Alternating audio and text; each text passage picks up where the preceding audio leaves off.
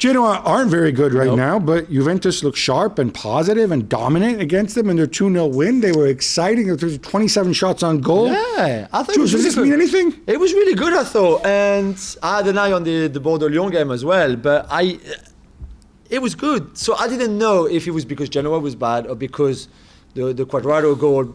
Direct free kick. We said Çalhanoğlu direct free kick. First time ever, I think, in Serie A that you have two direct corners in the same weekend. And I think they only had 6 direct corners in the history of the league anywhere before. I think in South America they call it an Olympic goal because I think, young ones, the first time that was done was in 1924 at the Olympics. Amazing. Although, I mean, Quadrado said it. I don't know what Çalhanoğlu said, but Quadrado said it was a cross.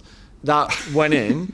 And certainly maybe Rupert Riccio and Serrigo should have done better. But I thought Juve were great. I don't know if it's the Locatelli and Bentancur partnership. I think he helps when Rabiot doesn't start because I think he's been helpful for them. They changed it so the Kulusevski and Bernardeschi are wide. Obviously no Chiesa. Even Bernardeschi was good, I thought. I was like, what's going on here? What's happening? No, good win for them. Again, can they do it against a decent team? Exactly. Will they have the courage to play this way against against a bigger team? Speaking of Juve, the inquiry into false accounting continues, Gab. And could Cristiano Ronaldo and Jorge Mendes be dragged into it? Yeah, so... We alluded to it a bit the other day. Yeah, so basically this is all down to wiretaps and false accounting. Now this has become the central thing, I think, because Cristiano Ronaldo's name is attached to it. Yeah. But basically... conversation between Juventus's lawyer, a man named Gabazio, and Cherubini, who's now the sporting director.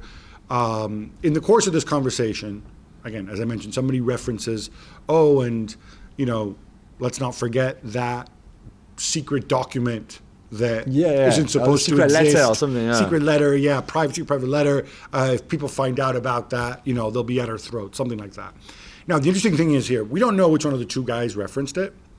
But of the two people who were on the call, one of them is not being investigated. The other one is. So while they won't confirm which of the two said it, as a lawyer, if you're saying this stuff, you may be covered by privilege to some degree. It's not a good look. Not good at all. It's not. On the other hand, they can't find this letter.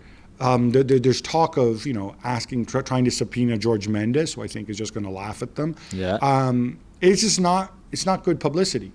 Now, all that said, though, we need to remember, like I said all along, you have a right to defend themselves. And I'm not comfortable with the fact that prosecutors, it's like every single thing they find, as they find it, they leak it to the media and help shape the narrative this way. So I think, and the reason I bring this up is, I think you have a right to due process, and I'm bringing this up to remind people of this from Juve. I don't want to highlight what they're saying, but it's not a good look, but equally, we need to hear their side of the story. Yeah, of course. Thanks so much for watching ESPN on YouTube. And for more sports highlights and analysis, be sure to download the ESPN app. And for premium content and live streaming, subscribe to ESPN Plus.